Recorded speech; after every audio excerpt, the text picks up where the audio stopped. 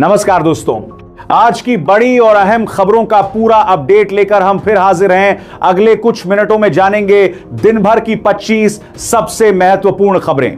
एक छोटी सी रिक्वेस्ट, 99% लोग वीडियो देखते हैं लेकिन चैनल को सब्सक्राइब नहीं करते। अगर आप भी हर जरूरी अपडेट सबसे पहले पाना चाहते हैं तो चैनल को सब्सक्राइब जरूर कर लें। तो साथियों, शुरू करते हैं फटाफट आज की 25 बड़ी खबरें। सबसे पहले बात प्रधानमंत्री नरेंद्र मोदी के विदेश दौरे की। प्रधानमंत्री नरेंद्र मोदी अपने 5 दिवसीय दौरे के तहत फ्रांस के नीस शहर पहुंच चुके हैं। यहां उन्होंने फ्रांस के राष्ट्रपति इमैनुअल मैक्रों के साथ भारत इनोवेट्स 2026 कार्यक्रम की शुरुआत की। इस दौरान पीएम मोदी ने दुनिया भर की बड़ी कंपनियों और निवेशकों को भारत में निवेश करने का न्योता दिया। उन्होंने कहा कि भारत आज नवाचार, तकनीक और आर्थिक विकास के क्षेत्र में तेजी से आगे बढ़ रहा है और आने वाले समय में वैश्विक निवेश का सबसे बड़ा केंद्र बन सकता है। दूसरी बड़ी खबर समुद्री सुरक्षा से जुड़ी है। भारतीय जहाजों और नाविकों पर बढ़ते हमलों को लेकर देश में राजनीतिक माहौल गर्म हो गया है। कांग्रेस ने केंद्र सरकार पर सवाल उठाते हुए कहा है कि भारतीय जहाजों की सुरक्षा को लेकर सरकार को और गंभीर कदम उठाने चाहिए। वहीं सरकार का कहना है कि इस मुद्दे को अंतर्राष्ट्रीय मंचों पर मजबूती से उठाया जाएगा और भारतीय हितों की रक्षा के लिए हर संभव प्रयास किए जा रहे हैं।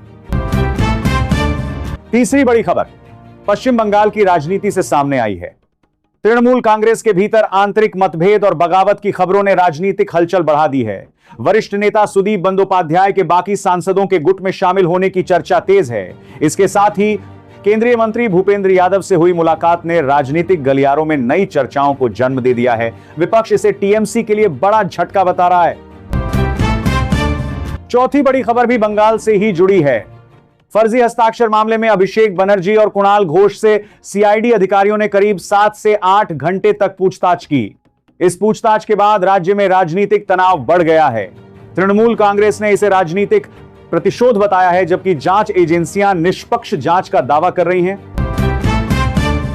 पांचवी बड़ी खबर भारतीय सेना से जुड़ी है। सेना ने आर्मी यूनिफॉर्म्स 2026 नीति लागू कर दी है। इस नई नीति के तहत अंग्रेजों के दौर की कई परंपराओं और शब्दों को हटाया जाएगा। सेना का मानना है कि यह कदम भारतीय सैन्य पहचान को और मजबूत करेगा तथा जवानों में राष्ट्रीय गौरव की भावना को बढ़ाएगा। छठी बड़ी खबर देश की अर्थव्यवस्था से जुड़ी हुई है।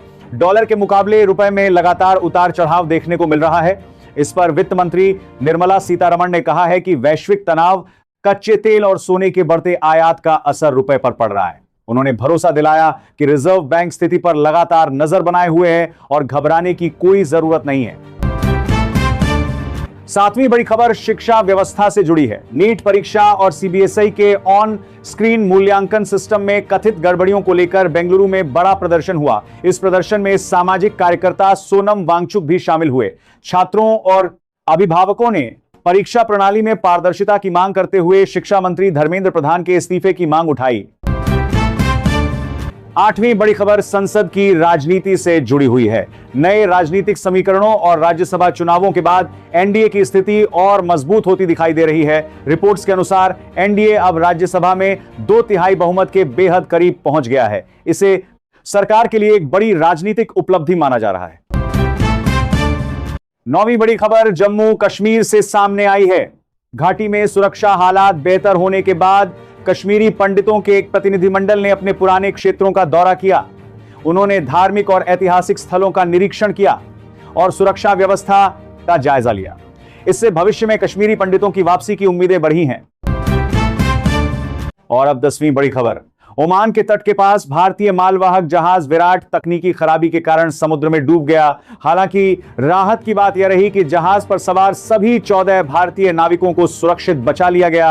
ओमान की सुरक्षा एजेंसियों और भारतीय दूतावास की मदद से सफल बचाव अभियान चलाया गया।